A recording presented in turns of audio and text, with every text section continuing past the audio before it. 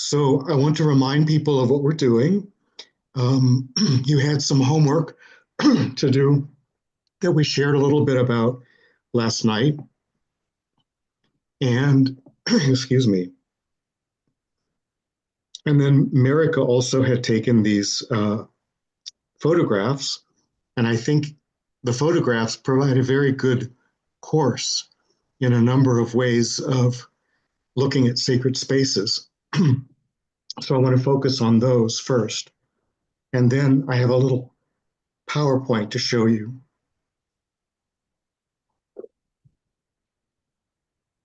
That I hope will also help you understand better some of the principles that operate behind sacred spaces.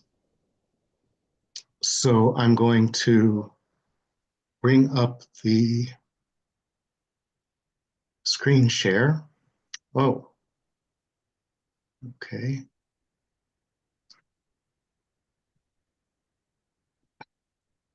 So this first slide, I'm hoping you can see it. Do you? Yes. Yes. Okay, good.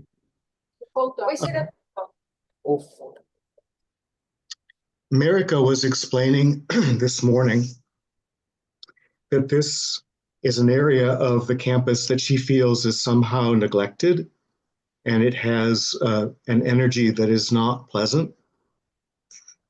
And I thought this could be our area to explore for doing healing work on an area that shows some stress. So we'll have more to say about that later. I'll just mention that that's our intention with this area. So we also spoke last night about the banyan tree, and I told stories about a beech tree and how very large, very old trees are an easy way to get in touch with devas, just to feel the presence of peace and sometimes a presence of joy that can be surrounding the tree, especially as you get closer to the center of the tree. And the interesting thing about a banyan tree is that there are so many supports. So it's almost like an organic temple with all of the columns that support the roof of the temple being the different branches that come down and root themselves. So this is a unique experience that you can have in the places where banyan trees grow. I've never had that experience myself, but I have been inside an old bamboo grove on the campus of Duke University in North Carolina. And it was something called black bamboo. And I was walking with a friend in that area and came up a small hill. And just before entering this grove, there was a sudden feeling of expansion of consciousness and a feeling of joy. And we both felt it at the same time. And when we went into the bamboo grove, there was this same feeling of being inside a temple where every stalk or trunk of the bamboo was like a pillar of the temple. And wonderful light was coming in. My friend took many photographs of it.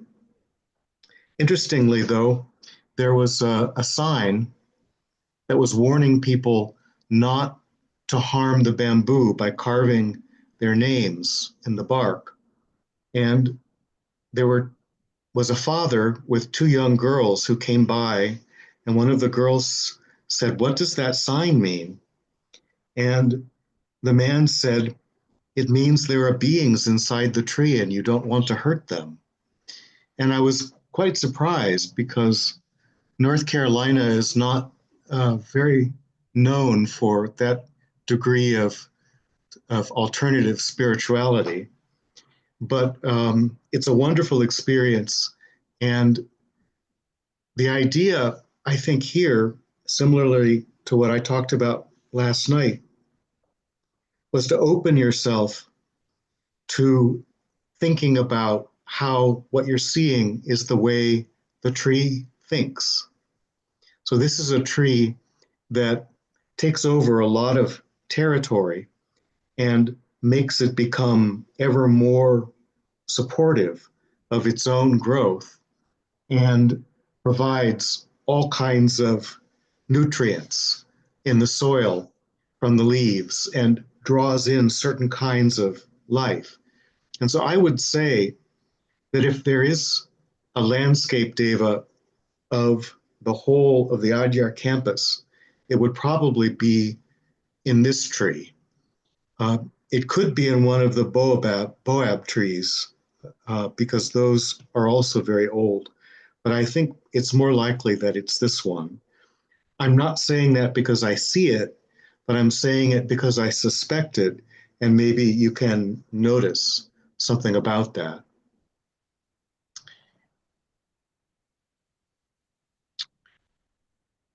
So once again, inside the banyan tree, here's the baobab tree. Is this the same one that was talked about last night? It's another one that is more isolated. Okay. The other one is just next to the road where a lot of people are walking by every day. Yes. So with this tree, is there a sense of it being old or tired or damaged? It looks like it's damaged.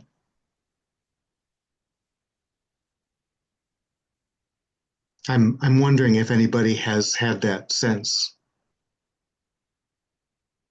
This tree had a disease, and we had this tree specialist coming to see it, and he says that we should take out all this part that is like damaged, and then maybe he's able to heal itself, because we don't have really like kind of treatment for trees.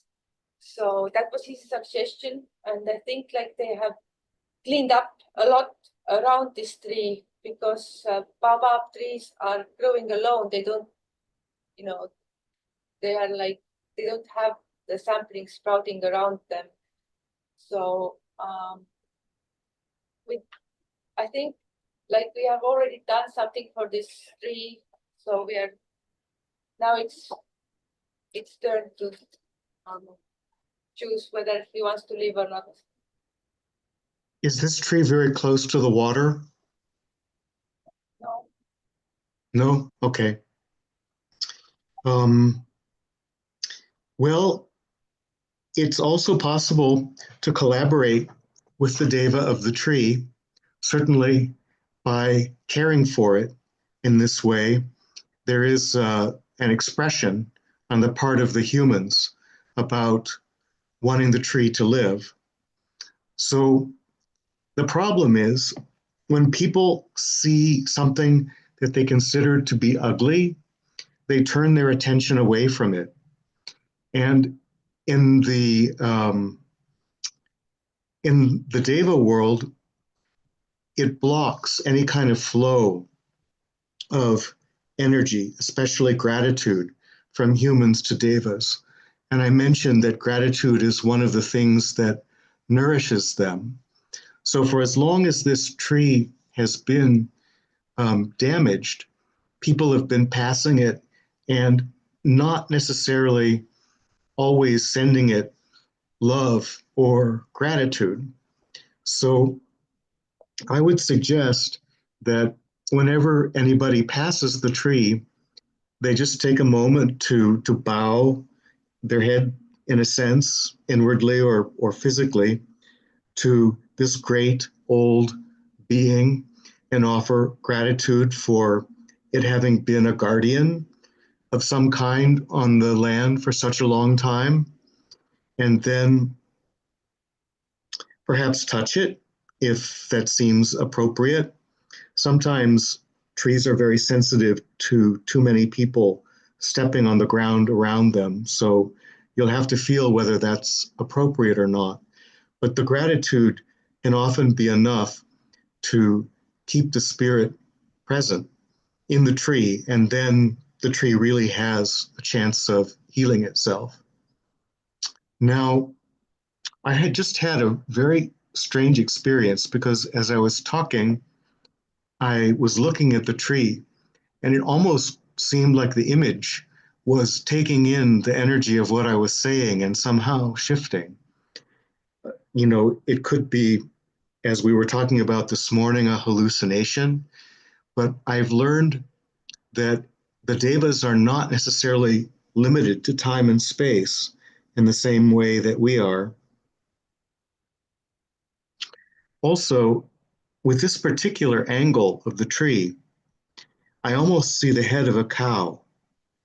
So if you look just above the top of the area that's damaged, you'll see a nose with two nostrils, and then if you follow that up a little farther, you'll see the two eyes. Um, Sometimes it's possible to visualize a deva according to physical characteristics like this that help you attune yourself to the energy of the deva because the tree looks a little like a being, a recognizable being, like an animal.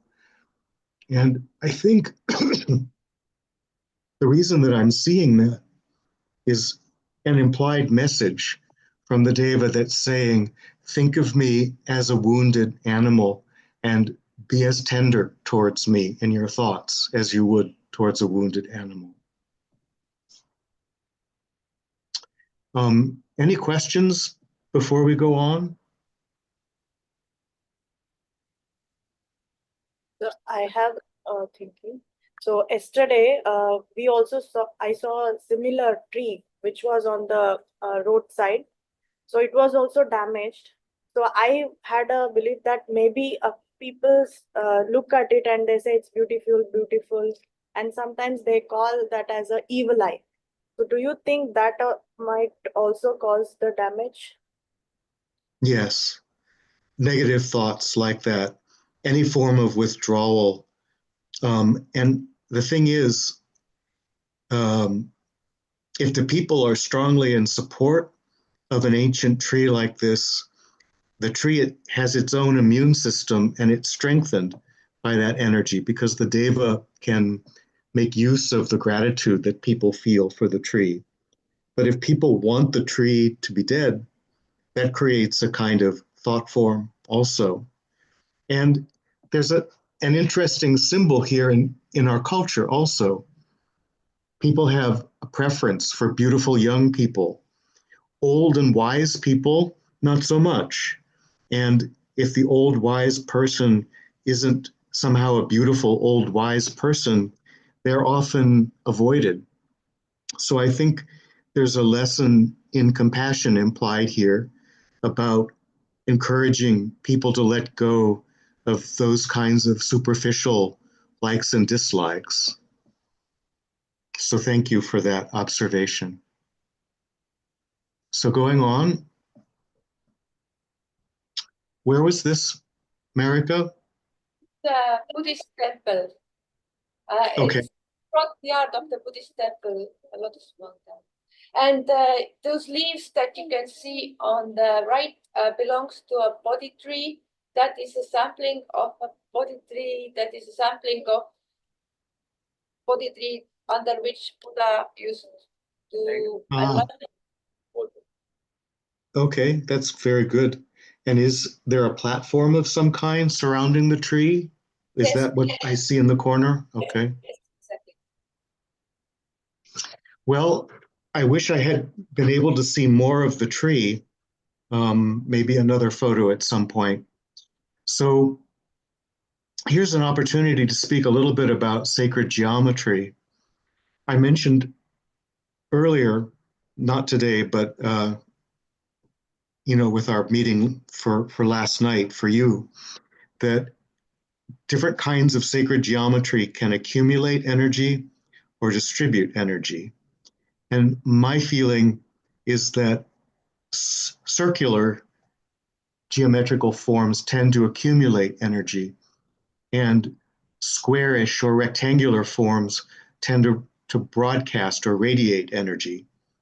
So it then becomes of interest to think about how this particular square pool ended up in the area of the Bodhi tree.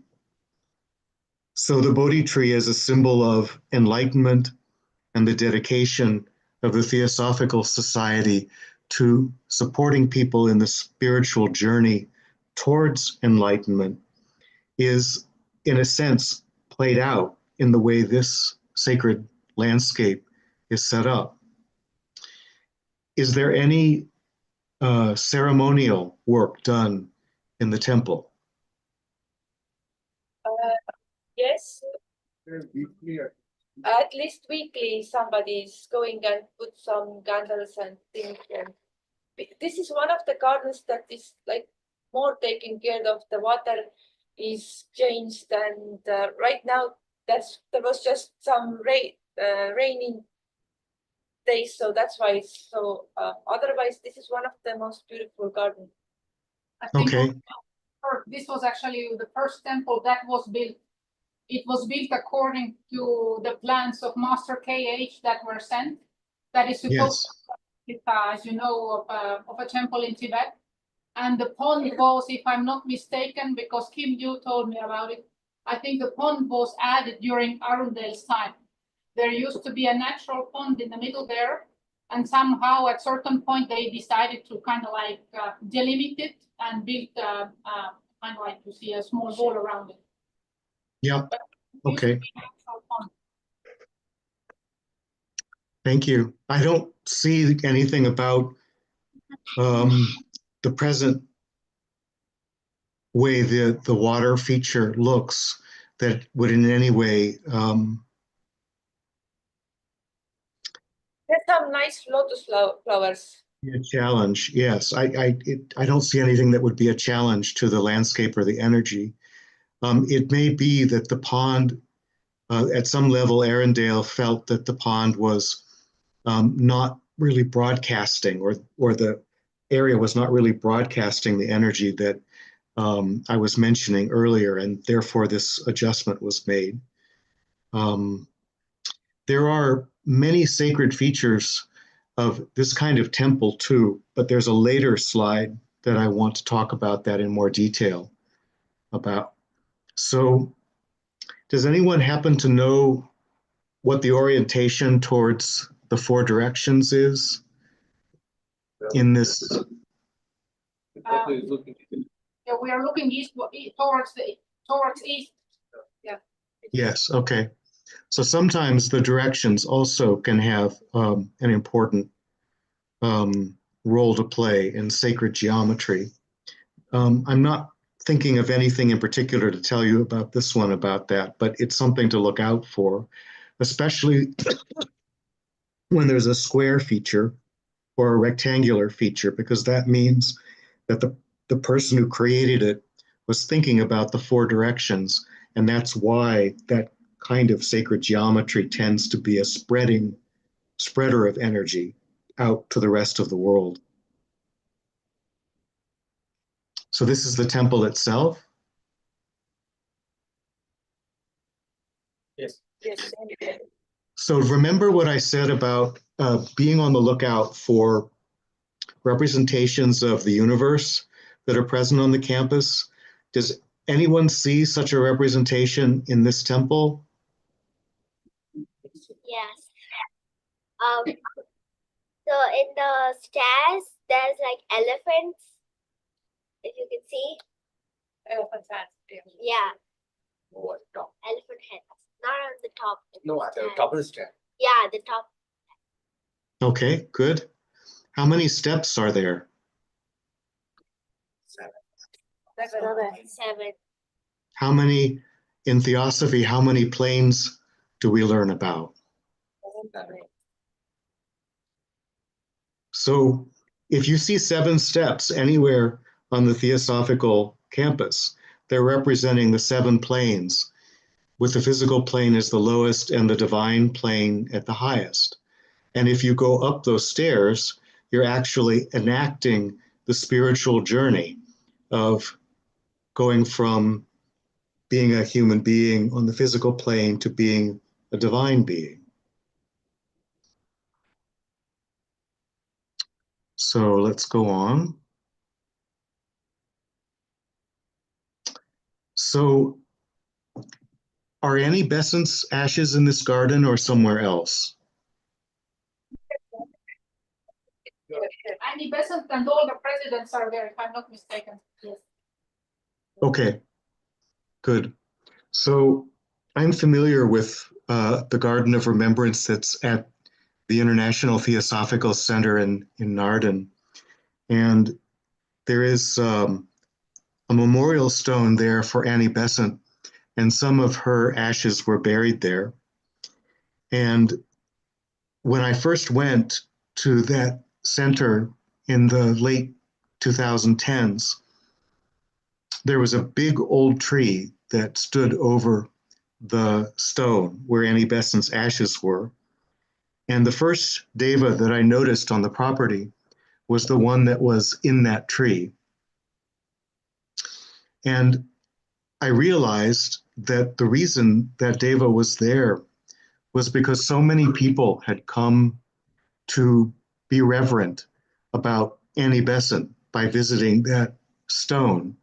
And in a sense, this being was representing and holding all of the appreciation and gratitude that people throughout the years and throughout the world have felt for Annie Besant's teaching.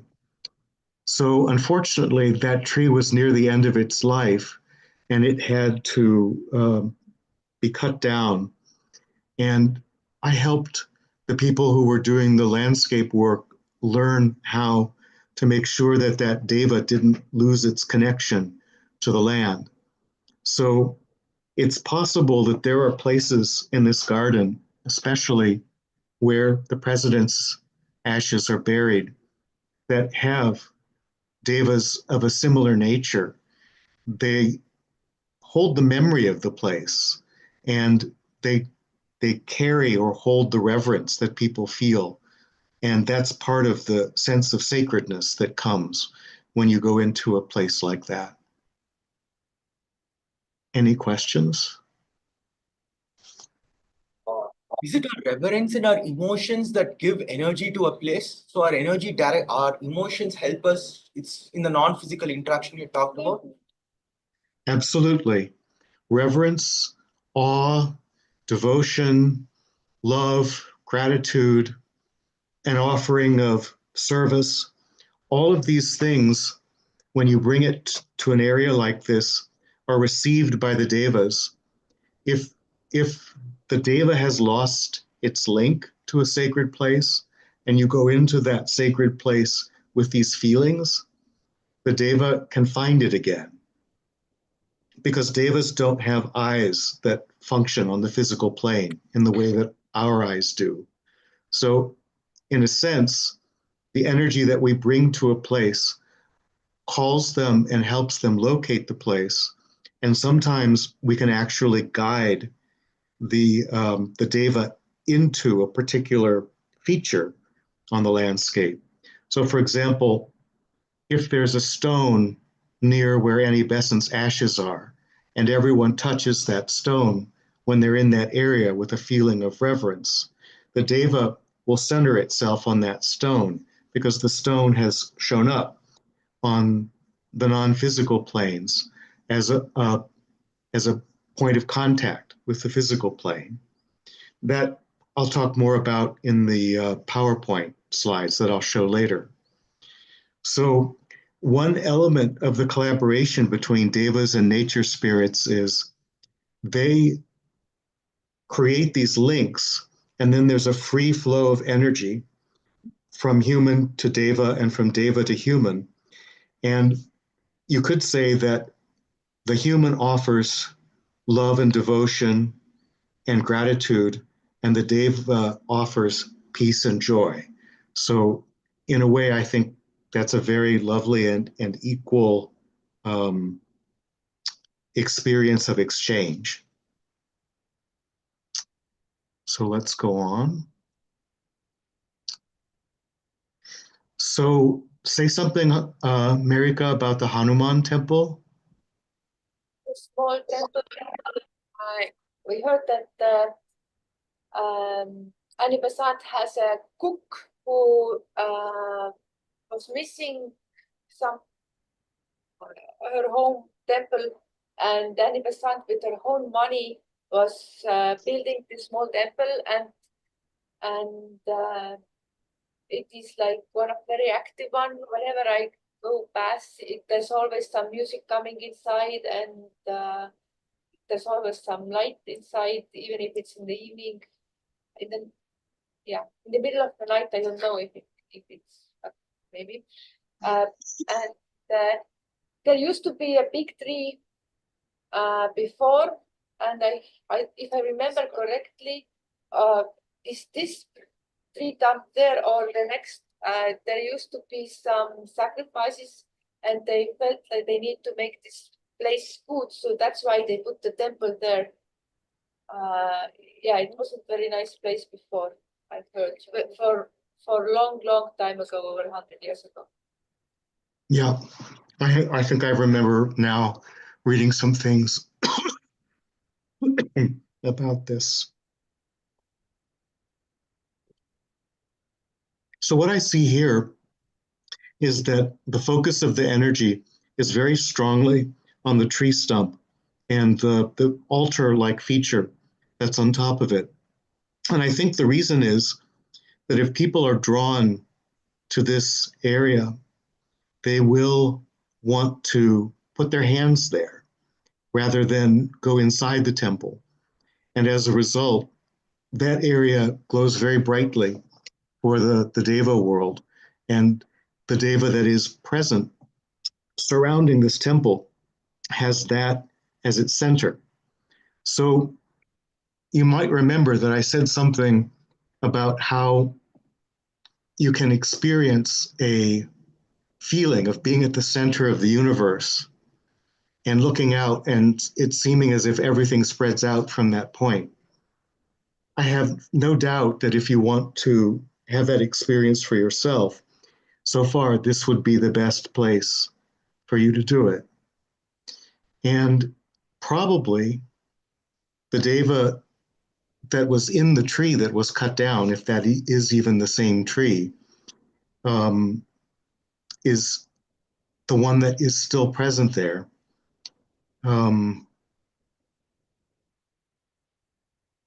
Because it seems like it's a very settled and rooted Deva. So thank you for your explanation. Let's go on. Okay, so the Liberal Catholic Church. So some of you probably know already that C.W. Leadbeater, one of the clairvoyants involved with the Theosophical Society in the late 19th and early 20th century, was in part responsible for creating a theosophical version of Christianity and also developing a ritual and designing the structure of the churches.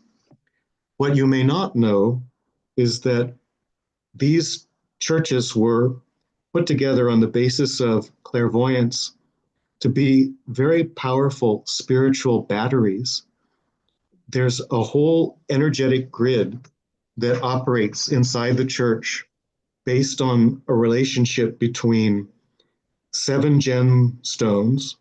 Each gemstone is connected with an angel, and each gemstone is placed around the perimeter of the church, of the sanctuary, but is connected energetically by almost like a light beam or an energy beam to the candles on the altar and other things that are present throughout the space.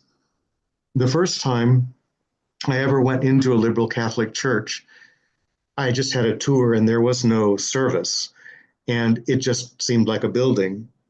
But the second time I went to the same building when a service was operating, it was just vibrating with energy. And it was like somebody had taken the lid off a box that had a powerful spiritual engine inside of it and plugged it in. So the basis of this sacred geometry is laid out in this map, which is written in Dutch. At the International Theosophical Center in Naarden, which is in the Netherlands, there's a strong liberal Catholic church. And I happened to find this chart inside the drawer of the room that I was staying in. So you can see over the top the names of the angels, Gabriel, Michael, and so on. You can see sacred symbols that go along with each one. The little crosses that go around the outside of the diagram are the gems that are stationed around the walls of the sanctuary. And there are also gemstones in the altar. Those are the ones that have numbers on them and circles around the numbers. And these also correspond with gemstones that the priest is wearing on a cross over his chest and that are also present in the staff. And when that priest, especially the bishop, takes that staff and puts it in a special holder next to the altar, the whole thing is really strongly empowered with Deva energy. So it's not always possible to feel this because many of the priests close down this energy grid when they're not doing services. But the bishop of the Liberal Catholic Church at Naarden really believes strongly that people should have the total experience of the church at any time. So he leaves this grid operating all the time. And it's really quite an extraordinary thing to be inside. So if there's any chance during the time that you're in Adyar to visit one of these churches, if the priest is there or if a service is going on, you might want to have that experience. It's not necessary to participate in the ritual. It's fine if you just want to watch. There's no particular energetic pressure to join the church, but there is this very strong angel presence, which is really quite special. Any questions? At the moment, I went also inside, but there wasn't anything. They were renovating, so otherwise I would have taken picture of the altar also. Yes. Okay. I think they only for the Christmas time there's some ceremony. Aha. Okay. But twice a year.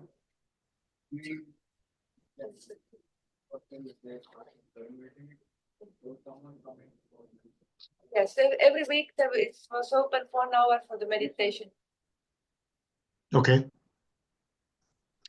So here is the lotus pond. And this one is really interesting to me because there was a strong belief in the 1920s that there were 3 worldwide spiritual centers dedicated to the Theosophical Society. Adyar, of course, Naarden, which I've been talking about, and Sydney, Australia.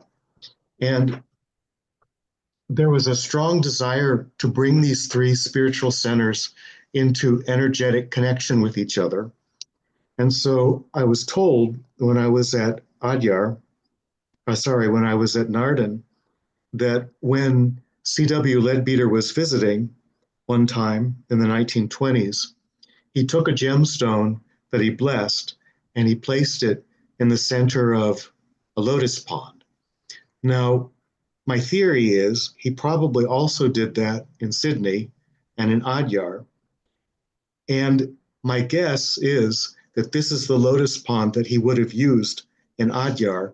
And the reason I believe that is because the energetic feel that comes through the photograph to me is very similar to the energetic feel of the lotus pond that's at Naarden.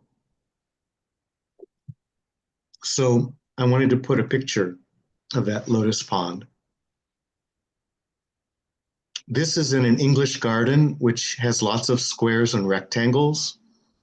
It's in the exact center of a square that is lowered a little bit from the surrounding ground.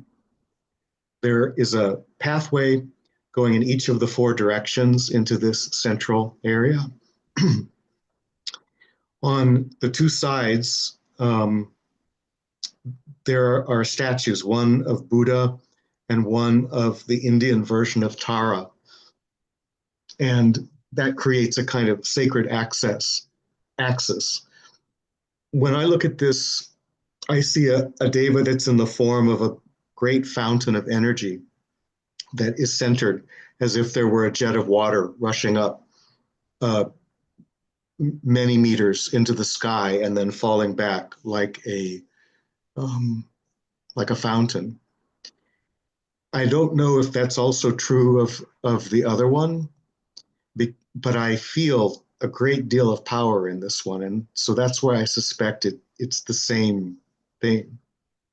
It's also, you cannot see from the photo, it's actually just next to, you know, what the very famous photo of the banyan tree, when you have the bench in front of it, and people sit on it a lot.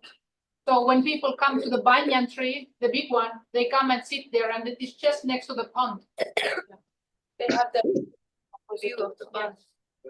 Okay. Here you can see the lotuses of the lotus pond in Narden. It's a different kind of lotus from the ones you have in India. And this is another view from the opposite side. The house is called St. Michael's House, and it was a mansion that was given to Annie Besant and J. Krishnamurti in the 1920s. And they actually are celebrating their 100th year anniversary as a spiritual center in 2025 in August. So if you are in Europe and can get there or want to go, it's a very special place. I want to point out something about the bush-like tree that's off to the right. For me, that tree is a great beast, and it's full of joy. It just bubbles with joy. And whenever I pass it, it lifts me up and makes me feel light and playful. And I think it's present there as a reminder that playfulness and lightheartedness and humor are also part of spiritual work. So I don't know if there's something similar on the Adyar campus, but now that I've mentioned this, you can keep your eyes open for an area that represents this kind of lightness of being. Any questions? I remember this was a big bush where you can go in like a fortress. Yes. Wonderful for children as a place for them to play. But I don't think many children come now to this place in Narden, unfortunately. Okay, so this is the mosque. What can you say about this, Marika? This is very much separated from the other temples. But I think they really choose every place for each temple carefully. I don't think they were randomly picked. So I think it used to be like a really nice place, but I have never seen somebody there. And I've heard that it's a replica of one bigger mosque. And it's open. I felt like it needed cleaning, but otherwise it was a little bit neglected. Yeah, it used to be very neglected. Has been cleaned and painted, but in the past it was very neglected. Okay, so here is an area where you could do some work. And one of the interesting things about Islam is that there is a prohibition against representing spiritual beings. So no images of Muhammad, no images of angels and other kinds of spiritual beings. As a result, it's a little harder for people, non-Muslims, to relate to a place like this. If there were images, people would understand more about what the energy of the place actually is. So when I look at this place, what I see is the deva of the place has lost its link with this structure because there have not been human beings in it having sacred thoughts and blessing the deva of the place and being tolerant with regard to all religions, including the Muslim religion. And it needs some help finding its way back into this place. And the thing that I only recently learned is that a whole building can be the body of a deva. I always was thinking that a deva could be centered on something like an altar and then spread out and maybe be much larger than the building. But the building itself, especially because it has sacred geometry, can be the body of the deva, or at least the place that the deva centers itself on. So something that you can do while you're together is explore this place, be present in it with a feeling of sacredness, not talking, not laughing, just being present. Maybe there are enough of you to stand in a circle around it, perhaps holding hands or something like that if it feels comfortable. It isn't necessary to do any kind of elaborate ceremony, but the gratitude and the surrounding of it may be enough to reconnect the deva. And then, of course, to care for it would mean coming to it from time to time to renew that or telling other people about it. So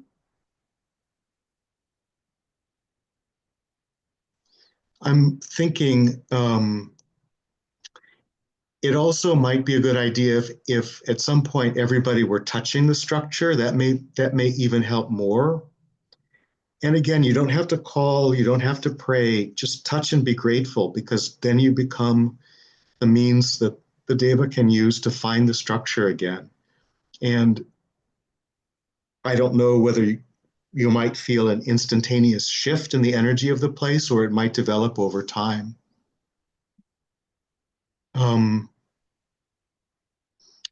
I feel there's something more that I could say about this, but I want to think about it. And Marika, I'll be in touch with you about it since you're on the campus, as some further work that could be done there.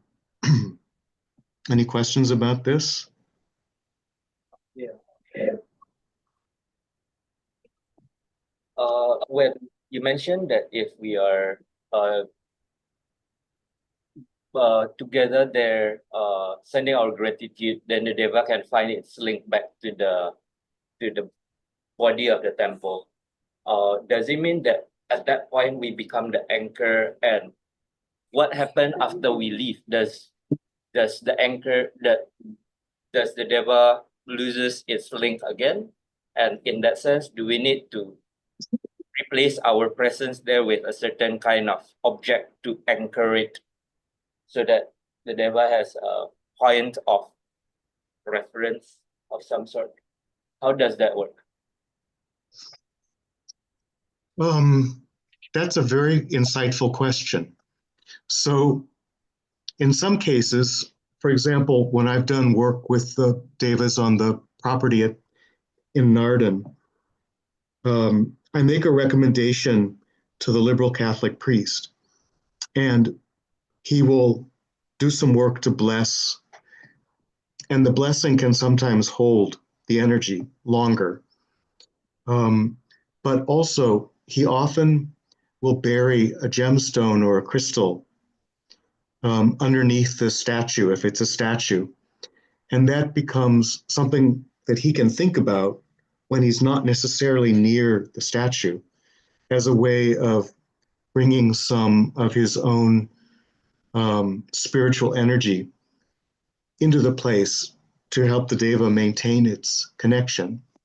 So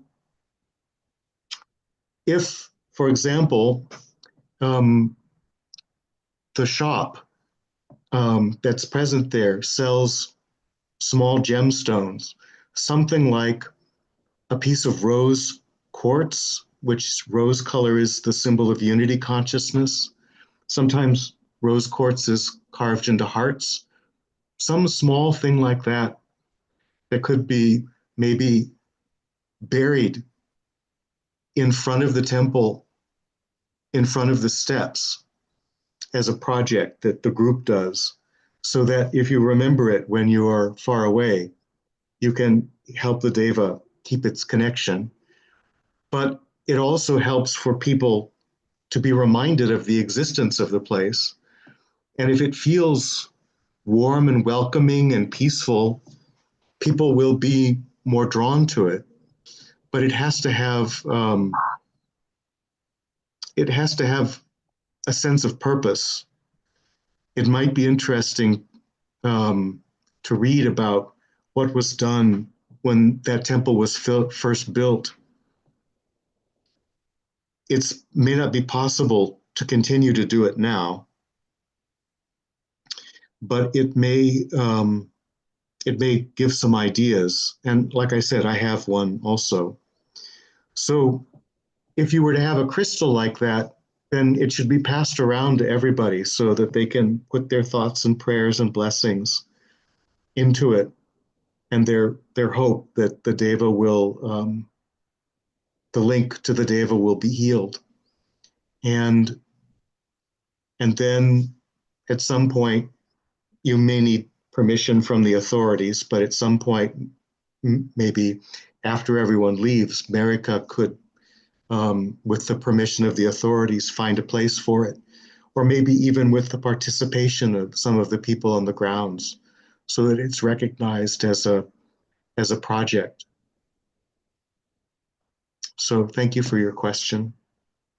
So I have a question. Yes. So you said that the deva have lost the connection with this. So is it void, or it's really disappeared, or no more connection? Or is there something opposite of it? Like no positive. Devas is like we consider as positive. Is there a negative? And how did you find out that there is no deva? Because in the campus, we have seen many places where we accommodate, they have been empty for until 1 year. We don't come accommodate there. So there are broken glasses or some type of black marks or a kind of green black growth, dust. So how do we recognize that devas have lost connections, even if it's a very old buildings?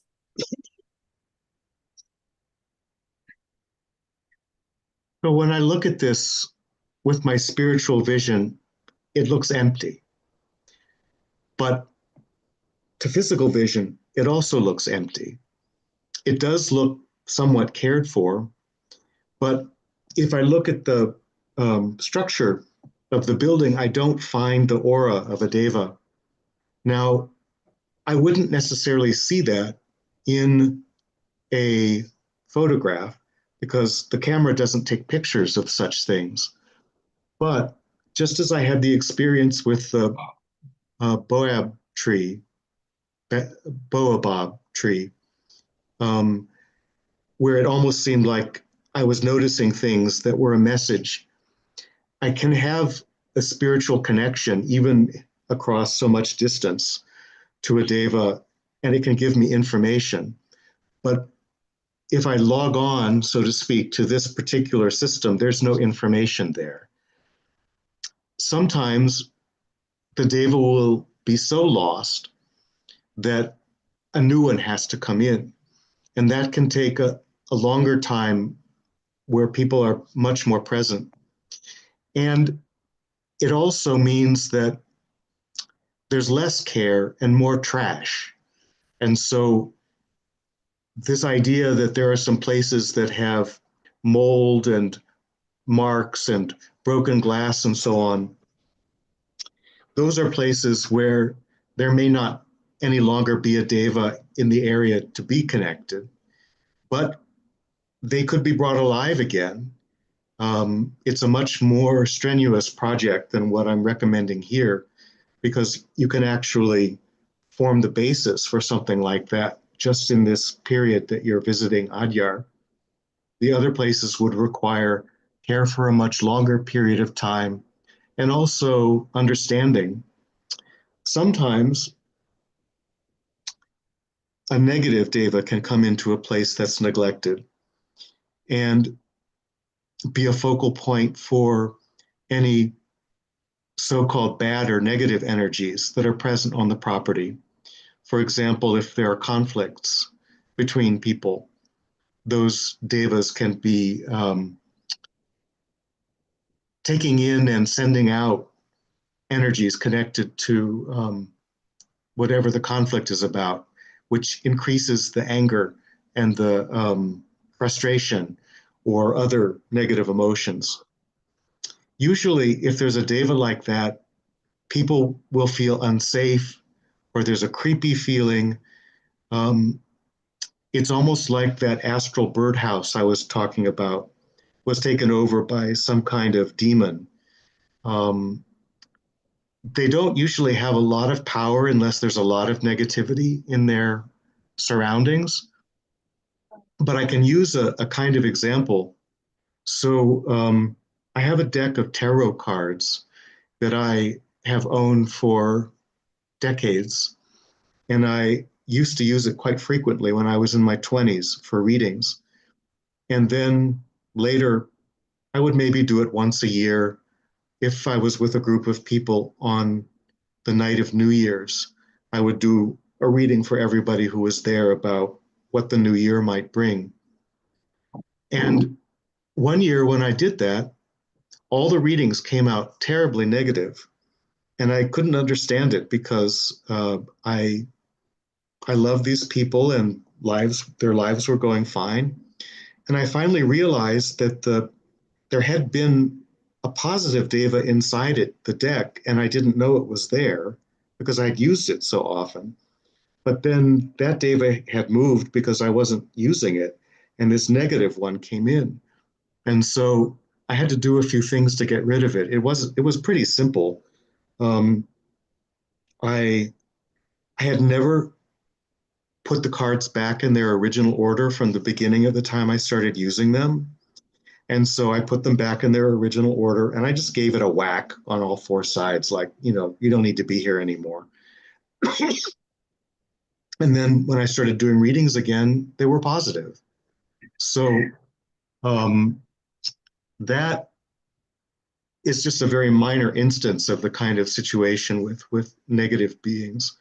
And if there's a negative being that you can sense a feeling of creepiness or a lack of safety, I would talk to the liberal Catholic priest or to a Hindu priest who knows how to work with those kinds of energies and ask them if they would clear it.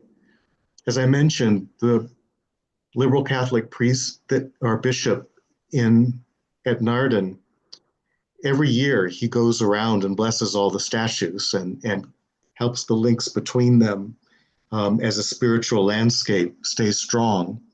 It would be lovely if some work like that could happen on this campus, but it can take a while for the idea to catch on. So thank you for your question. I had another question. Yes.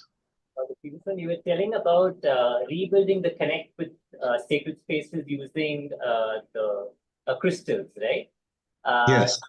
I wanted to understand, can that be done for any space? And also, let's say you're in a different space and you don't have crystals, is the material as important, or can you use like another stone or anything like that with the same energy and recreate sacred space, something like that? Those are also really good questions. Um, when we work on our last morning with something I call the Angels of the Four Corners, I'll be teaching you how to create and maintain sacred space. And I think your question would probably be better answered at that time because we'll already be talking about very practical use at home. But the main reason I would suggest a crystal is it's a stone, it's beautiful, it may have a color or a shape that is somehow meaningful to you. If you're given it or you buy it, it may come fairly neutral. If you've had it for a long time, it may already carry your energy or it may already carry some Deva connection, and you would have to make a choice. The idea of something that has never been used for such a purpose is that you can bring your intention to it, and that can be very much more meaningful for you and also as a way of helping you collaborate with the devas in the co-creation of this sacred space. Now, this can also be done in a silly way. So back in the 1990s, there was a fad about taking crystals and burying them in sacred places and also in battlefields and places having to do with World War II. And I remember meeting a German man who was very proud because his group had buried a crystal in the center of their small town. And two things happened in the next year. One, the town had its first female mayor elected, and two, a tennis player from that town won Wimbledon. And this was attributed to the fact that they buried the crystal there. So, from my perspective, that is not in any way related to the kind of work that I'm talking about. There was no real devotional aspect to what was done, and it's the devotion that brings in the devas. So, very good question. Remember to ask again on the last morning.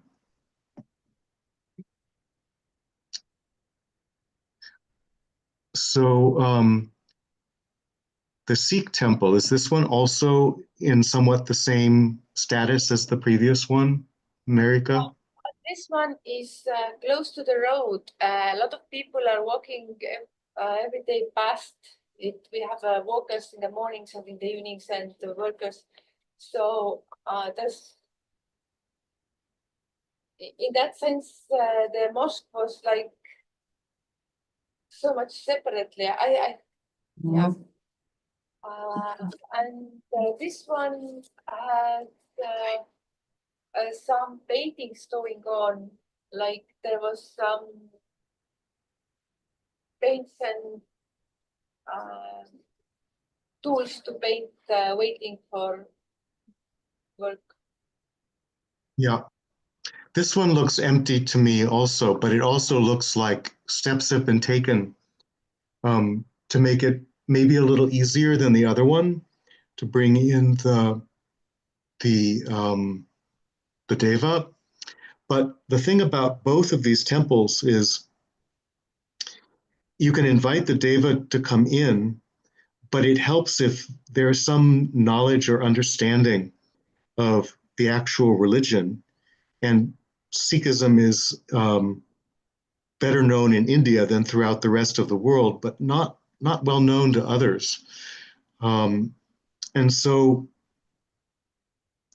if you don't have someone who's actually practicing the religion, who's present there, you know, bringing their energy in and being grateful for the presence of the deva, those connections can be lost more easily. I mentioned I have a project in mind for the Islamic Muslim temple. I don't know enough about Sikhism that I can suggest such a thing.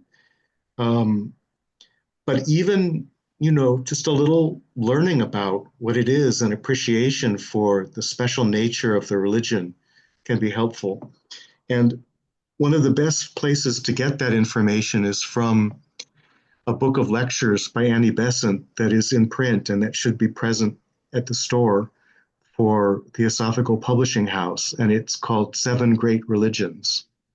So I recommend looking into that to get her idea of what was special, the special contribution of any of these religions in conjunction with working with the temples.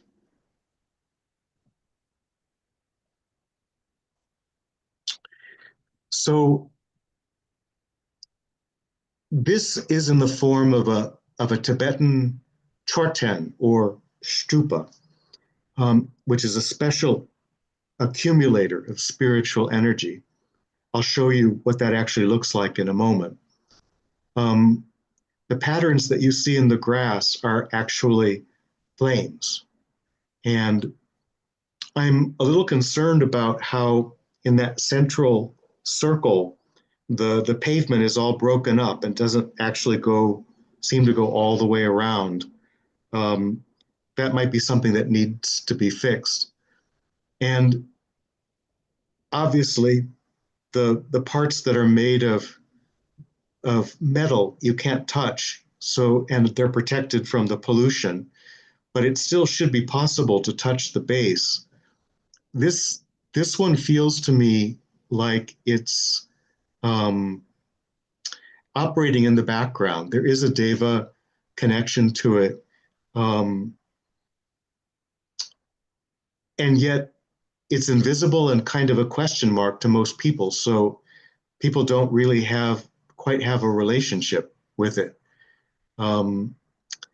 Probably it has the function both of accumulating and distributing energy.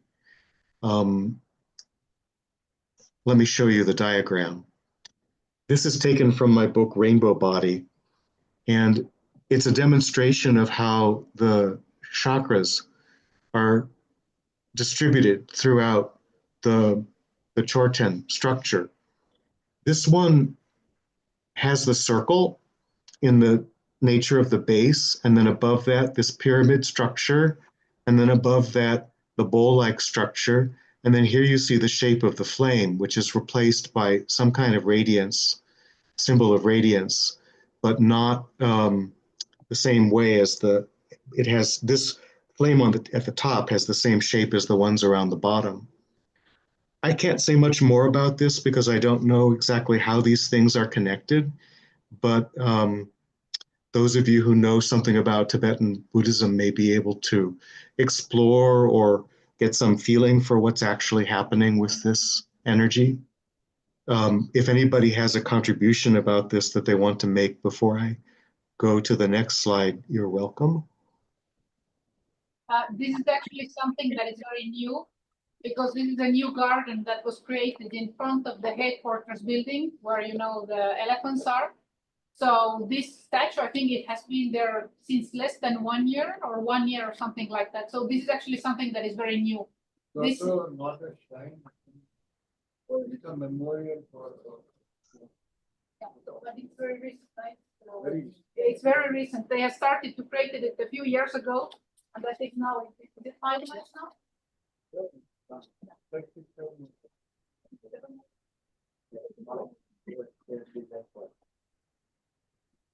Whatever that was, I couldn't hear it from the man. That was Vignesh.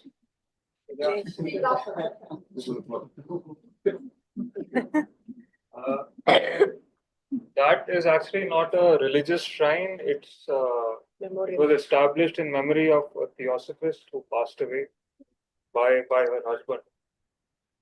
And it's, I think, probably 6 or 7 years old at most.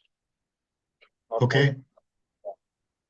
So that's interesting because, as I said, it seems to be working in the background. Maybe it hasn't really come into the presence or understanding of the people who work there. It's typical that a chorten is a monument to a Tibetan Lama. and sometimes the great lamas, and often the lama's ashes will be buried in it, or some bone or other relic will be there. So it's possible that the full function of this stupa or chorten as an accumulator and distributor of energy has not yet been developed or tapped.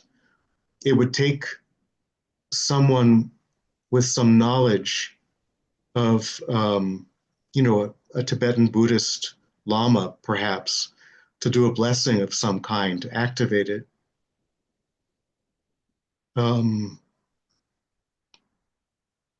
Yeah, I think that's all we can say about that just now.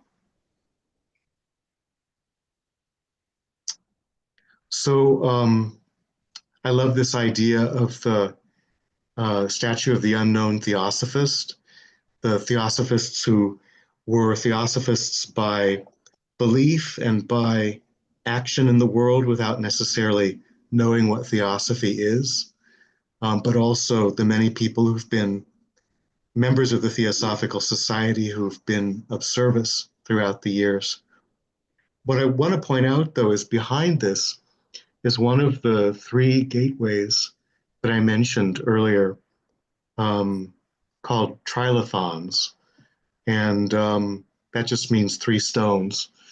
I mentioned that it's possible that they are in some way representative of the path that we walk as human beings, in life, or maybe in evolution, or maybe in spiritual development. I don't know. I can't see it very clearly. I don't have a strong feeling for the energy. That's just a suspicion. But I did want to say something about the Theosophical symbol.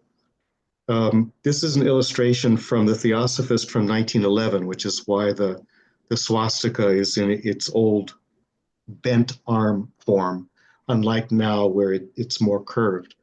And I'm using this as an example. I mentioned that there's often a symbol of the universe or a map of the universe somewhere. And essentially, one interpretation of this symbol is that it's a map of the field of evolution that all beings go through, where this triangle that is white represents the process of involution, whereby the absolute manifests itself in physical reality. And then the opposite triangle, I may have this, no, I don't have this backwards. The opposite triangle, the orange one, represents the connection upward from the earth. So that's the process of evolution back toward oneness. And all life is contained within this structure, which is the symbol in the middle, the Egyptian Ankh, which is the hieroglyph for life. And then all of this is contained in the symbol of eternity, which is the snake eating its tail.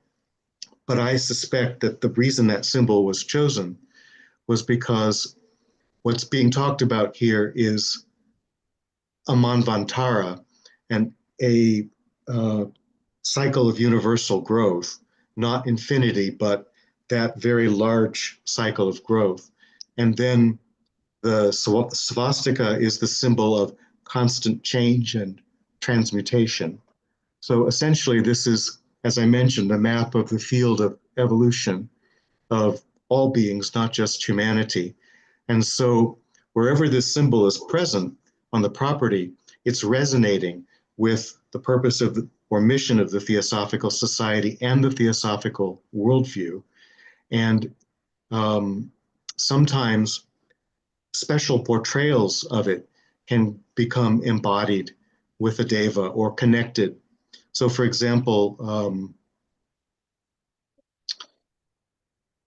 I noticed at least one of the slides had a symbol in metal of this sign, of this seal on top of a long pole. And I'm imagining there are many of those throughout the campus. Maybe they are saying something about where the sacred spaces are. I don't know exactly. but it's possible that all of those, in a sense, create a sort of underlying energetic grid for the property. Or they could do that if somebody were there to make the energetic links between them. Any comments on that?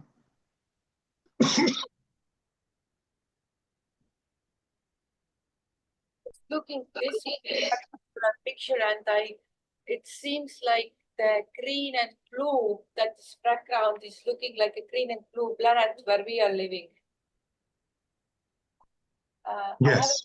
I haven't seen the colored ones so often, but now it really brings up, and they say that the yellow and blue are the Buddhic color, or where the higher what we are aiming to achieve as a humans. Yes. Yeah, it does look like an impressionistic picture of the world, the Earth. So again, a reference to the field of evolution and almost continents. So let's continue. There are only a few more of these pictures. I don't sense a deva present. Here is a being, a person, a theosophist who's being honored. And if we go back for a moment to the unknown theosophist, in both cases, something is being honored. In both cases, there is some sacred geometry. I have a feeling that this one gets some attention because if people bring into their consciousness their gratitude for fellow theosophists that they learned with and lived with and grew with, who are now passed on, this would bring a deva. But it's a very small deva. It really is limited to the area around this space. The other one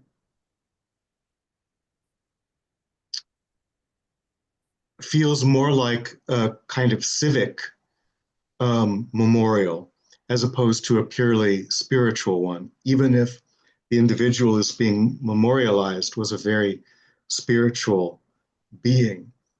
So I'm not sure what to say about this, except that I don't know whether a deva could come into it.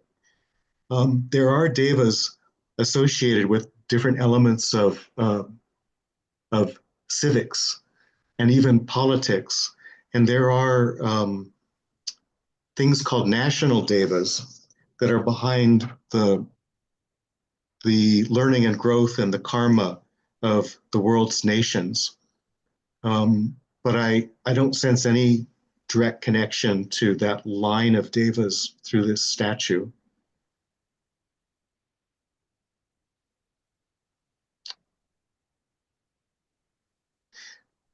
This feels like it has a very large deva. All of this structure is inside that deva, and the deva goes probably about twice as high as the space that the structure contains on the ground.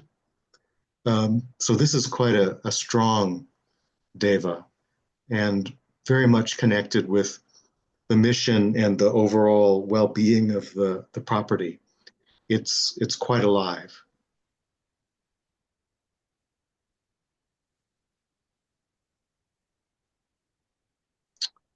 We already saw one version of the Garden of Remembrance, so we don't need to talk about that again now. So this museum wing was brought to my attention by Marika, and it gives me an opportunity to say something about a different kind of deva.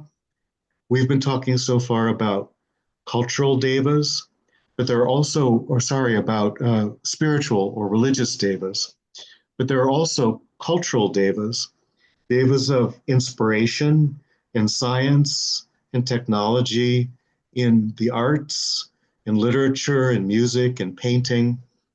And sometimes a museum that has a very strong cultural significance can have these devas who are operating along the cultural lines. there's not much time for me to speak about that, and I'm still learning about them myself. But just to note that if you want to notice the difference between a deva that is purely spiritual and one that's more cultural, probably all the other slides versus this one. Now, it's also true that the museum contains some relics of extreme importance connected to people involved with the Theosophical Society. Those are also, in a sense, cultural devas, even though there's a great deal of reverence that goes into thinking about HPB, for example. I'm going to pause there and just say, for somebody to ask me a question at a later time about the nature of relics, because that's a different kind of deva structure.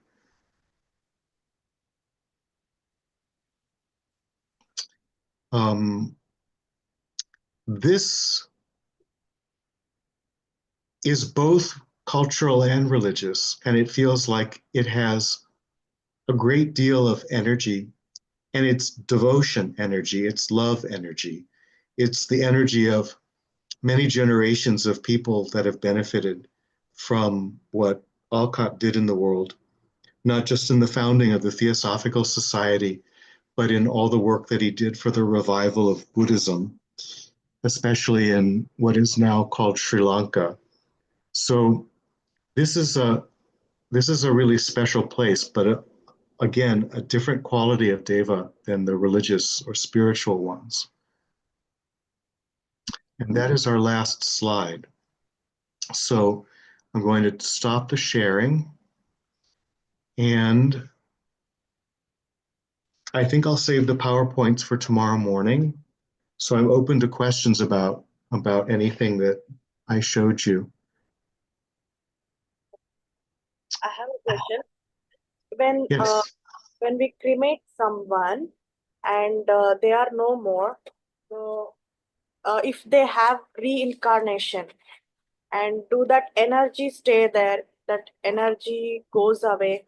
Because when you saw one of the statue which is in white, so maybe that is like in their memory they might have done, or when they were there, maybe energy was there, or no more, they might have incarnated or something. Is it because of that the energy goes away and it is of no use? Similar to people whomever we cremated, like normal people, they also for 5 years, 6 years, sometimes their grandkids and all go there, do the prayer and come.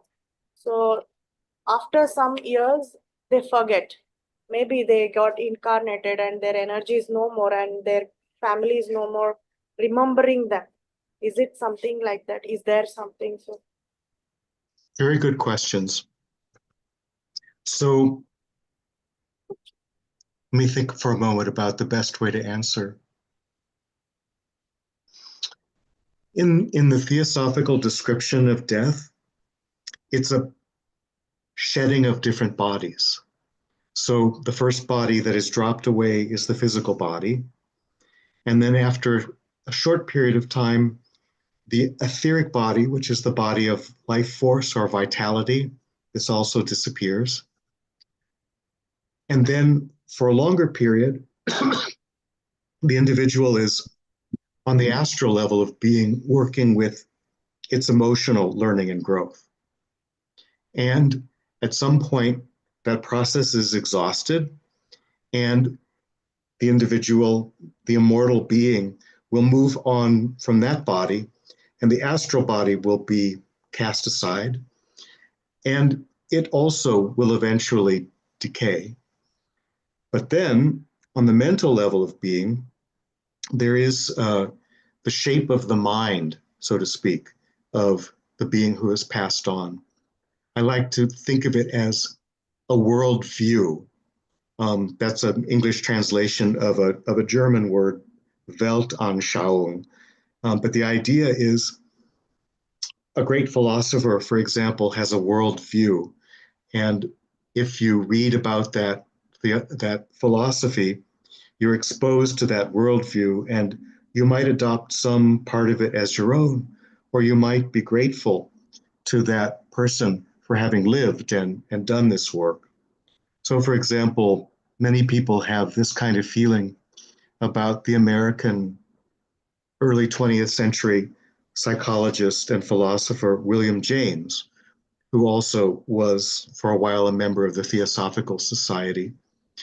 And he was one who wrote about the validity of all of the world's religions because of the similarities of mystical experiences in their psychological effects.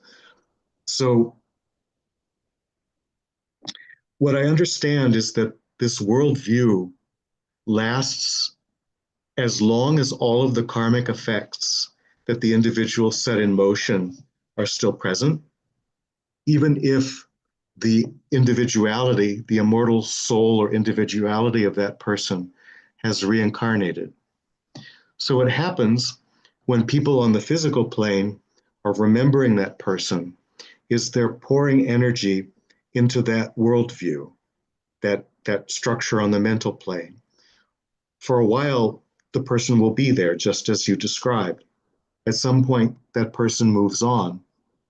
That energy can still be sent into that place.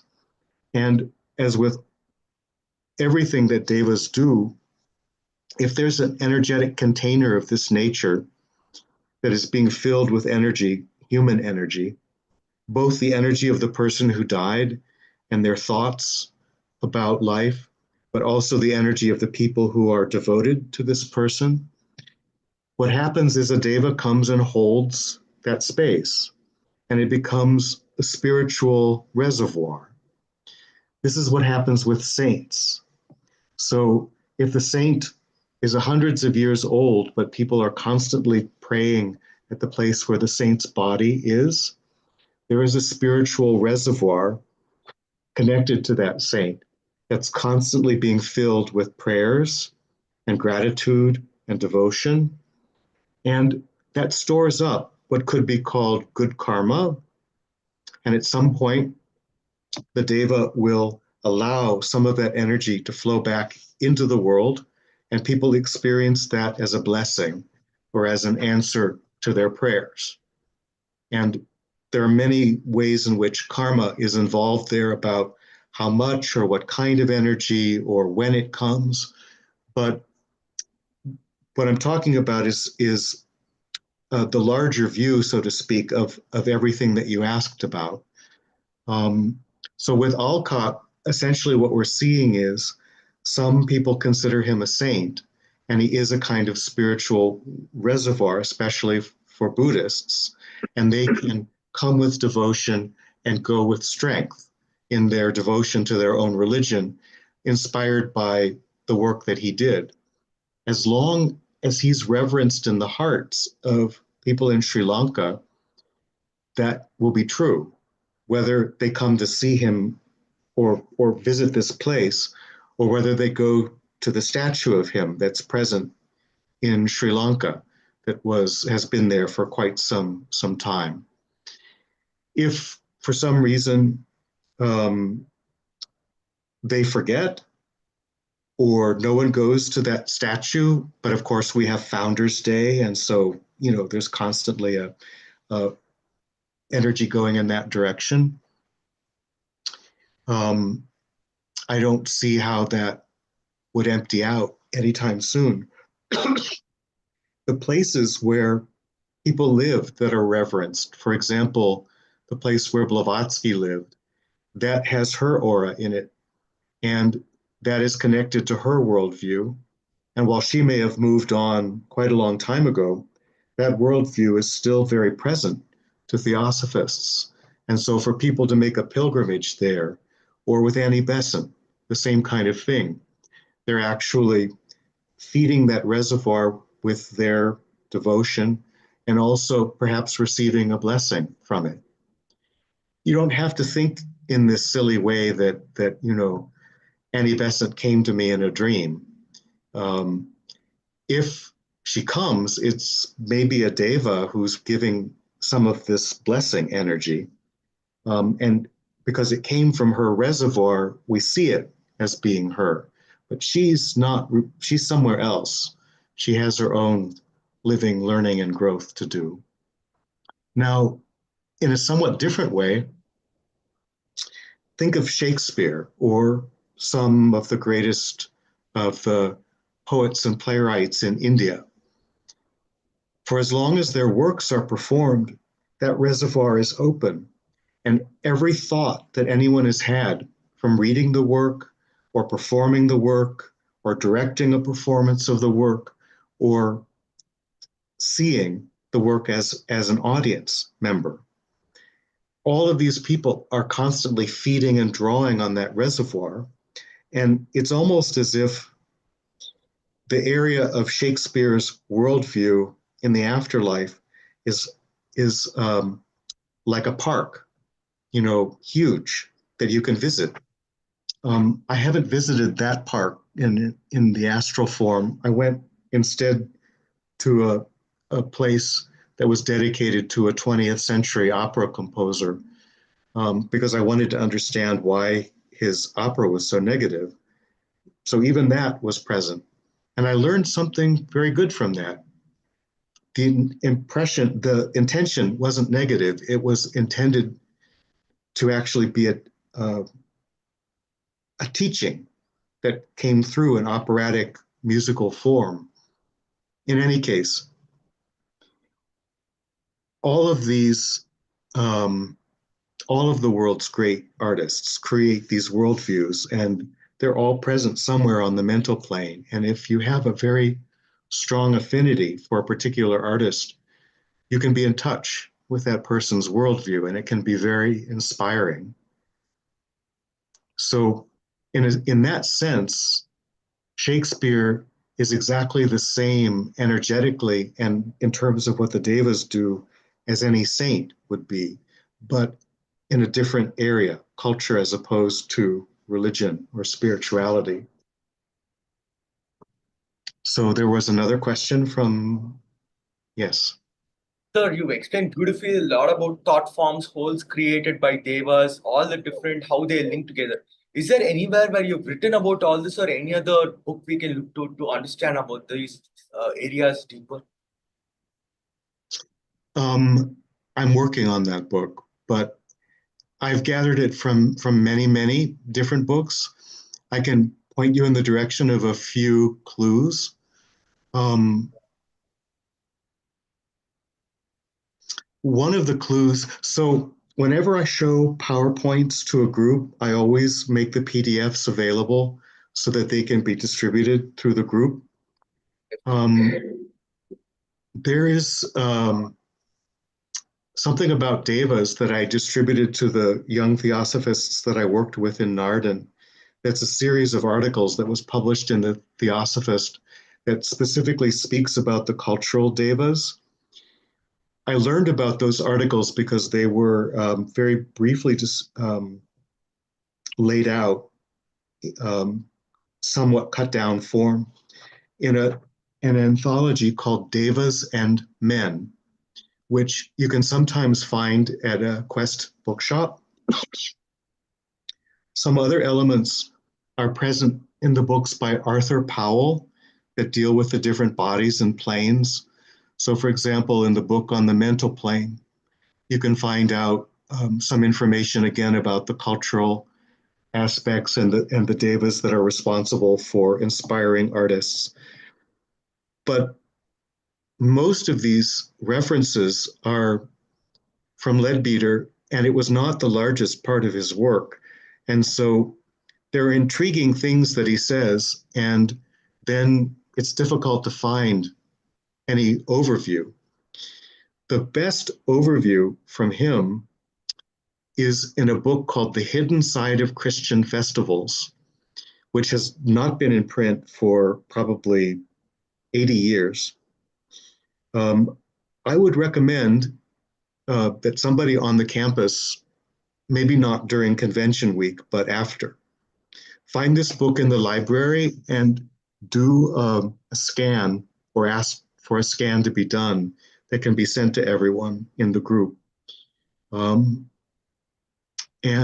Marika, I can be in touch with you about this. For example, I can look at my copy of the book and tell you which pages. It's the richest explanation of devas that I know of that he wrote, and it's completely unknown because that book isn't read anymore. So I may think to see whether there are others that I can think of. Maybe between now and tomorrow, and certainly between now and the end of our time together. Is there another question? Yes, Leo.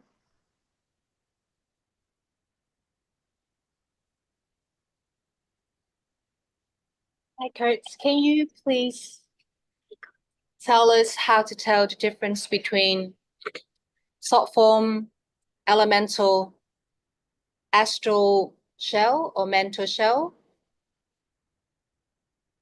Yes, certainly. Those are good questions for clarification purposes. So it used to be that thought forms were called artificial elementals. And when we see that term in the books from the 1890s or the early 1900s in Theosophy, it's confusing because we have a different understanding of the word artificial. It tends to imply something that is fake or not the real thing. So what was meant, though, was an artificial elemental was shaped by human consciousness. So as in an artificer is someone who shapes things. In this case, energy was shaped in the form of a thought form. So you can also say that a human thought that has a lot of energy behind it creates a samskara. I'm not sure if I am pronouncing the word correctly, but I see that you understand what I mean. So in Hindu tradition, a samskara is a ritual or a habit, or in Theosophy, as it was borrowed, it's any kind of really strong habitual thinking. What it does is it creates a thought form container. You can think of a container made like a pot. And this thought form container fills with that energy. And what creates the container and holds it is the elemental. So the artificial elemental was called into being by this thought. And if you think really strongly about someone, an artificial elemental will develop, filling with your thoughts and feelings about this person. And then the elemental can carry that thought form to that person, negative or positive, or a mix. So for example, in dark magic, a curse has this nature. It's a thought form, an artificial elemental. The messenger is completely neutral, but it becomes the method whereby the curse is delivered. It can equally well be healing energy or any kind of positive supportive energy. So all of these elementals are differentiated from what Blavatsky talked about as astral shells, which are sometimes called elementaries. So there's a difference between an elemental, T-A-L, and an elementary, T-A-R-Y. That term is actually a translation into English of a Sanskrit term, bhut, which has a double meaning, B-H-U-T. The double meaning is a spirit, but also an element. So these ideas became brought together, or I won't say confused, but conflated. That's the right word. They became conflated in theosophical teaching, and the result was boot became elementary. And an elementary is the astral shell, the body or astral elemental of a deceased person, where the actual consciousness of that person has moved on, and it can last for a certain period of time. And the important reason for understanding it is that certain spiritualistic effects and certain visitations from people who have passed on are sometimes elementaries as opposed to the actual being that you think it is. And one of the reasons for the existence of Theosophy is that Madame Blavatsky was trying to tell the spiritualists that the beings they were in touch with weren't always their grandmother.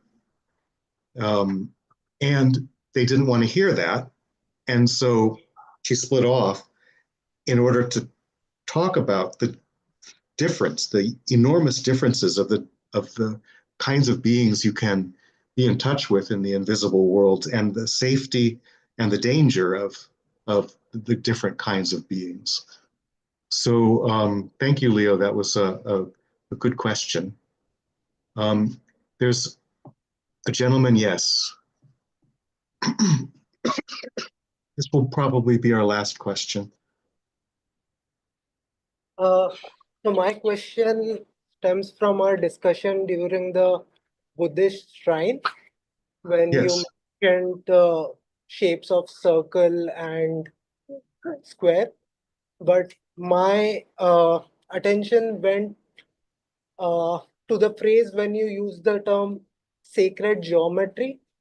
So the first thing which came to my mind was things like golden ratio or fractals. So I wanted to check with you, do these also have some relevance or play their role in theosophy? Or are there such patterns or shapes that we need to recognize or be on the lookout for in terms of sacred spaces? Okay. So in esotericism, Western esotericism, the idea of sacred geometry is a very strong one. And so in order to learn more about it, you might need to do some investigation of books in English. It's not something that gets a lot of attention in theosophical books, but there's information about five-pointed stars, six-pointed stars. Blavatsky wrote articles on the energies of each of these. For example, the five-pointed star is, in a sense, an image of the human being, where the topmost point is the head, and then the arms are 2 points to the side, and the legs are 2 points below. So if you see a five-pointed star in a landscape, in a sacred landscape, it's been put there to represent the spiritual aspect of a human being. A six-pointed star,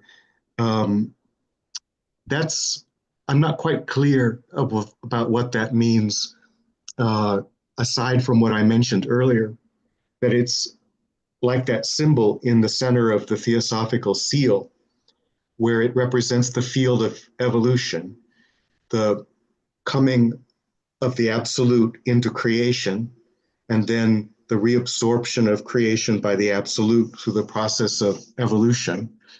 So that sometimes that six-sided figure is extremely important. Eight-sided figures are often important in mandalas as well as circles. Pyramids, as was mentioned earlier, as accumulators and distributors of energy.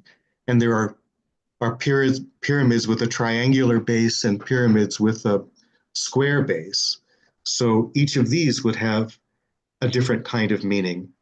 And then probably the most you would find in Theosophy has to do with something called the Platonic solids. The Platonic refers to Plato, the Greek philosopher, And these are three-dimensional forms, starting with a plane and then moving to like a cube, and then moving to a five-sided three-dimensional figure, all the way up to 12-sided. And there are some elaborate theosophical teachings about what these Platonic solids mean in terms of the evolution of the universe. That's not a specialty of mine, so I can only say that it exists. The idea of fractals or the golden mean as an aspect of sacred geometry, I think, is very interesting. It's found in nature, the golden mean, in the Fibonacci number series, and you will find some books of theosophy that talk about these in terms of the thoughts of God manifesting in physical form. And the best way to look that up would be in a book called First Principles of Theosophy, which is by the gentleman from Sri Lanka, now called Sri Lanka, who was the fourth international president of the Theosophical Society, Jinnaraja Dasa. That book, I think, has recently come back into print from Theosophical Publishing House. The special thing about it is it has many, many diagrams. And so the Platonic solids are mentioned there. There is a discussion of sacred geometry. The idea of fractals, not so much, but the golden mean is very involved in these discussions. So this could give you a basis for learning something more about sacred geometry. I just want to say, in terms of the devas, to the extent that the golden mean or the Fibonacci series is or crystalline structure in a crystal is a manifestation of a physical law of nature, there would be a deva responsible for that law of nature manifesting itself as a crystal or as the way that a pine cone forms, that sort of thing. So there is a connection to devas. So let's stop there for the day, for the morning. Stop there for my day because I'm going to bed. In terms of work to do tonight, I'd really like for you to go out again with everything we've talked about and experience this world that you're surrounded with in terms of sacred geometry. And if you want to do some work at the Islamic temple along the lines that I suggested, just to be present there and have some meditation and surround the place and touch the place and be full of gratitude and invite the deva to return to it. Maybe you'll have some stories to tell me when we meet about your experience. So thank you very much. What about the riverside?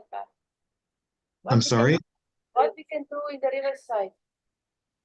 The other first. At the riverside. Let's talk about that tomorrow.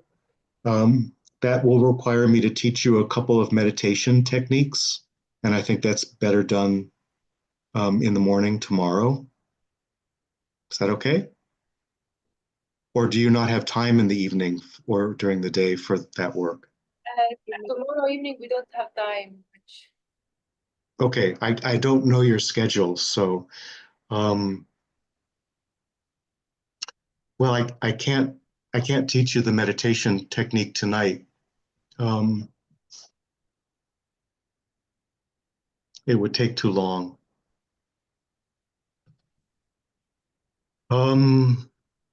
Well, we can talk about what could be done, but I guess the project that we can actually do is the one with the Islamic temple, because there's been some talk about preparation for that. And you can think of it as a project and maybe have some ideas about how you could carry it forward.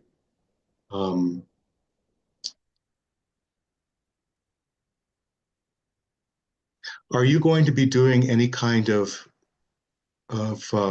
closing ritual on your last day? Last day is tomorrow. Blessing meditation. Today. Closing, sharing session. So we're gonna have a closing and sharing session. Good. Can you come here? So on the last day, we're gonna have a closing and sharing session. Would you like to do anything with that? Well, that's what I was thinking. So again, I have not been clear about the schedule. So I'm expected to do tomorrow a lecture in the morning. Yes. And then, is there anything else I'm scheduled to do tomorrow? No. But tonight, yes. Yes, so you have tonight's 1 hour and tomorrow morning lecture. Yes. Okay. So I could teach the meditation during the 1 hour, and then will there be time during the day where you could actually use it in that space? It's something I would prefer for you to do as a group. Think so?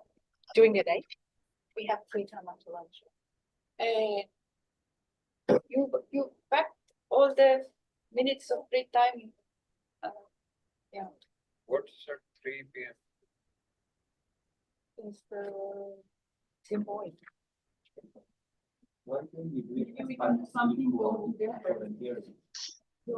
Let me just make a suggestion first.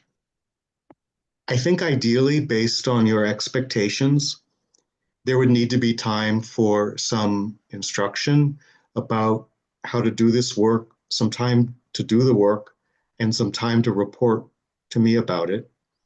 But more importantly, there's a need for me to teach the practice of creating your own sacred space. And I'm wondering whether the best time to do that might be during the sharing on the following day. How much time have you allowed for that? I'm sharing tomorrow. We don't have. No, I'm talking about the final, Yeah. the final in the morning. Tomorrow morning. Yeah. I'm sorry. I keep looking at in my mind's eye at the schedule that I originally saw. There was a period of sharing, and then there was an afternoon that was nothing to do with me, and also on the final day, no real involvement from me. But this is not true.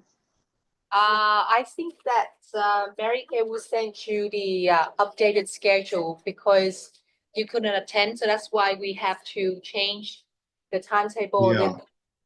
So I think that Mary Kay will send you the schedule right now.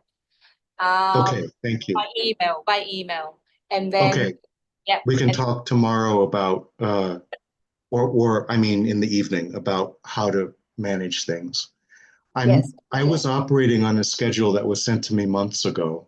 Yes. So tomorrow, around 5 p.m. Indian time, we will have a closing and sharing impressions. So I'm not. That's what I was thinking was the next day. It Yeah. would be my morning. Yeah, tomorrow. Yeah. Tomorrow, 5 p.m. Indian time. What time would it be in Boston for you? I can check just a second. I have that set up on.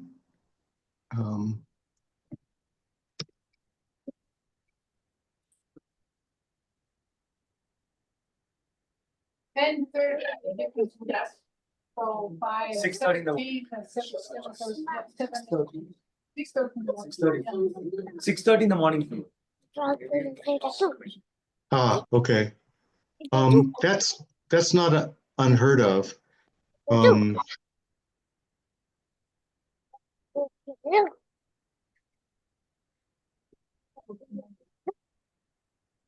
Okay, I think given my understanding of the schedule now, the best way to proceed is for sharing at your evening meeting with me. Let's talk about work that you did in conjunction with the Islamic temple. And then for my lecture tomorrow, I'll teach about the creation of sacred space. And then we'll have to leave aside the work in the that depressed area. But Marika, I often, when I do this kind of work, create a sort of report with some instructions on what could be done. So it's the sort of thing that with other people or on your own, you could perhaps explore. Or if people from the Young Theosophists are present for the next week for the convention, there may be some free time where you could gather. No? Okay. Let me. So Kurt, today evening we are meeting for sure, and then tomorrow morning we are meeting for sure in this very location here. The problem is that tomorrow evening we cannot meet here, but we'll discuss it through the day. We'll probably find an alternative arrangement where it won't be this visible and comfortable, but we can probably meet tomorrow evening. So that will give you some extra time to probably instruct us and discuss feedback on tomorrow's work. Let's discuss. Okay. Let's discuss it again this evening when we meet. Okay, that sounds good. We have a better picture by today. But Okay, great. it won't be as good of a setup as it is now. That's the only thing. You probably won't be able to see everyone. So the thing is that right now, Mary Kay have sent you the new schedule, so you know the time. Okay. Straight away to this email. No, I need. You can set up a call.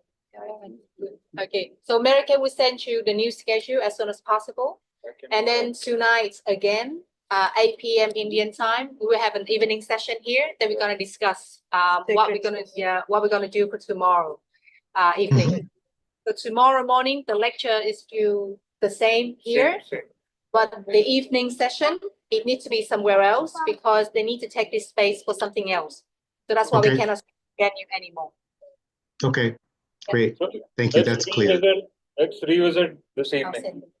And this evening will be about how to create secret spaces. Is it so? No, this evening will be feedback for today. Tomorrow morning or evening will be about creating secret. Kurt, I just sent the timetable to your email. Yeah. I'm sorry, what? I just sent the timetable, the latest one, to your email. Yeah. Okay, great. Thank you. I have a question. So we need to do today the work all together, like to organize together to do something in the Islamic temple. So we discussed about it. We will. I'm sorry, I can't hear because of so many other people speaking.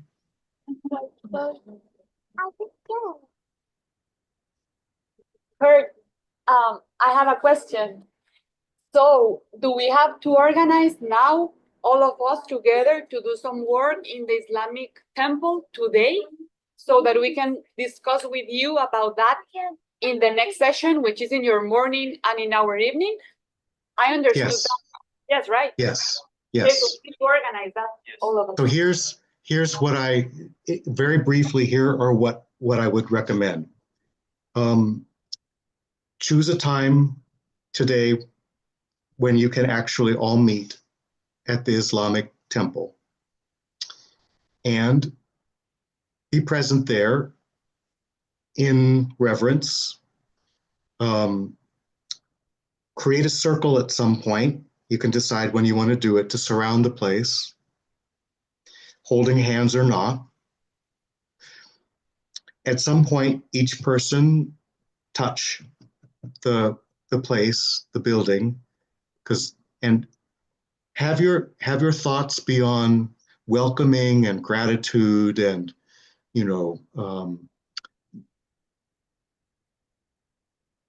a prayer or a blessing anything of that nature. And at some point, just be in silence and notice if any kind of group feeling develops or any kind of change in the energy. My guess is you wouldn't need more than an hour. Probably it'll take some minutes to decide what you're going to do. It would be too much to think about a crystal or something like that. That can maybe be discussed by email and implemented later. My main interest is giving you the opportunity to experience a place that was sacred once, has lost its connection, could be sacred again, and perhaps you could be channels for helping that happen. And then everything else is whatever develops while you're there. If someone wants to lead everyone through a meditation, that would probably work if everybody is in agreement with that.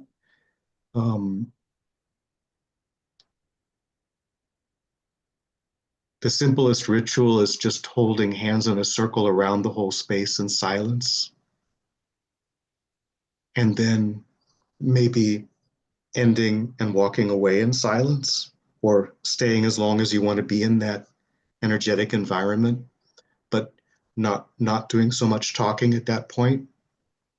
Those are a few suggestions of what you may be able to do to, I would lead you through it if I were there, and that would, in a sense, make a lot more sense than doing it this way. But who knows what shows up? Groups can have their own energy and their own wisdom. So, so I'm curious to see how it works for you.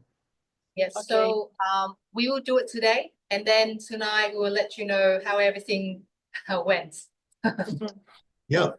And, if it only takes a few minutes to talk to me about it, I have slides I can show you that go into somewhat more detail about creating links with devas.